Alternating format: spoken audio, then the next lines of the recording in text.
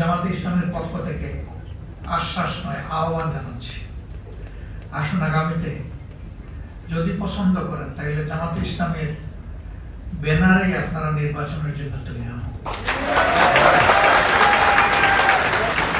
জামাতে ইসলামের ক্যান্ডিডেট হিসেবে আমরা আপনাকে আপনার সাথে হয়ে জনগণের কাছে নিয়ে যাব।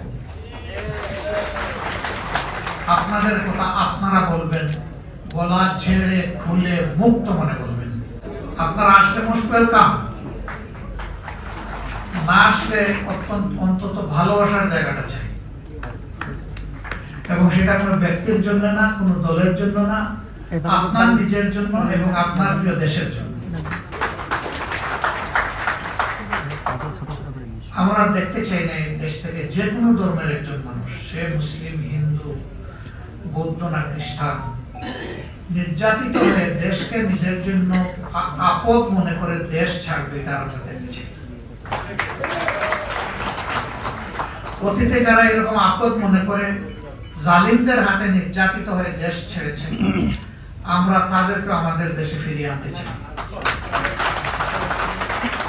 তার নিজের জন্মস্থান, তার অধিকারের জায়গায় সে আসুক, কোনো অসুবিধা নেই।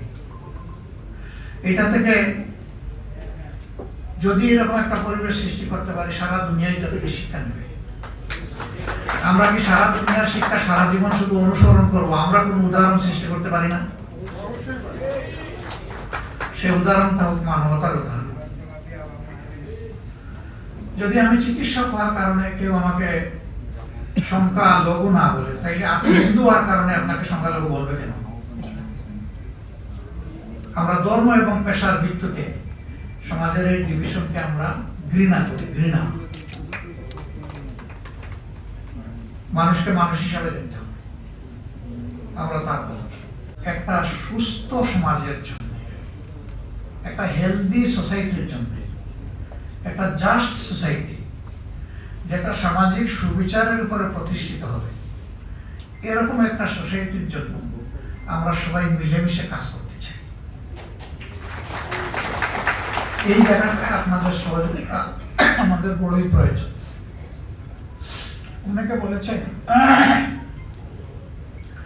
আমরা কারো করুণা নিতে চাই না। আমি বলি নিতে চাই, শুধু একজনের, যিনি স্রষ্টা, আর কারণ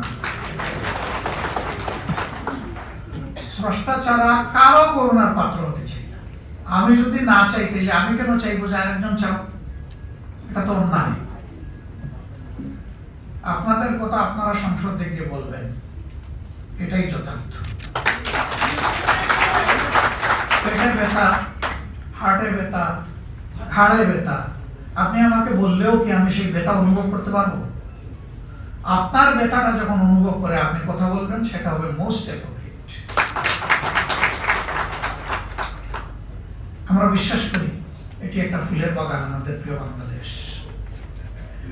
যদি এক জাতের ফুল কোনো জায়গায় লাগানো হয়, মানুষ বলে যে ফুল চাষ করেছে।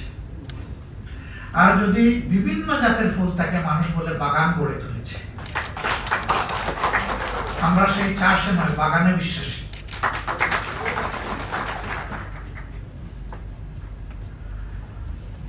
আমরা আমাদের ফুলের বাগান কোন বুতুম পেঁচার নষ্ট করুক, এটা আমরা চাই না। এই বাগান পাহারা দেওয়ার দায়িত্ব আমাদের সবার।